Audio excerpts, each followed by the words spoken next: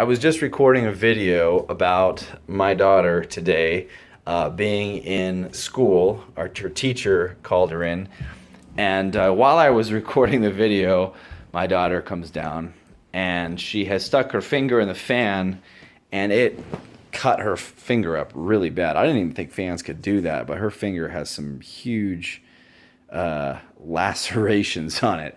So I just put some antibiotic on there and a Band-Aid, and she's laying in bed crying herself to sleep. Typical impulsive behavior. She was curious what would happen if she stuck her hand in the fan, and she's a little old to be doing that. But that's kind of typical ADHD behavior. So, but let me go back to the original cause of the video. So today, my daughter's teacher called us in to talk to us because my daughter's at the bottom of the class. They do a testing thing where they assess for how many words in 1 minute that that the kid can do. Hold on, let me turn off the monitor. Our baby's crying here. 1 second. How many words in a minute that they can do, and some kids in the class were at 170. You know, the very worst were as low as 20. Or, you know, I think there were some kids that had English as a second language, and they were maybe even down as 15. I think it was the lowest I saw was 15. And then there was my daughter that was at 6. Now, was she at 6 because she can actually only do 6 words in a minute? No, she can read lots of Bob books and things like that. She reads actually pretty well.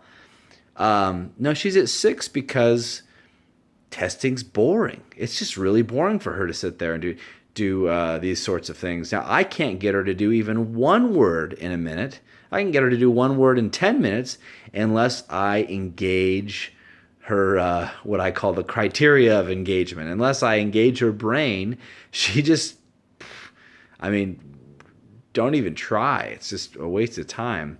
So there's a lot of different methods for getting the attention. And unfortunately, in the testing environment, they do that. If she has a reason to read and it's motivating for her and she's interested in doing it, she can do it and she can read pretty decent.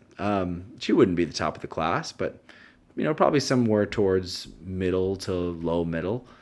But not in that kind of testing environment. And this is the kind of thing that happens a lot of times. Kids with ADHD actually can be very, very intelligent, very capable. But when it comes to standardized tests, they do not replicate well. Sometimes they do.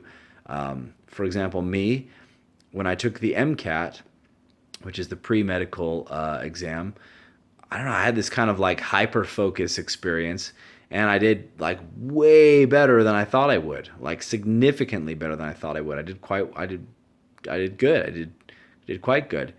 But I expected to do really bad because previous times I'd taken practice tests for this and I'd scored really low. So I thought I was going to do really poor.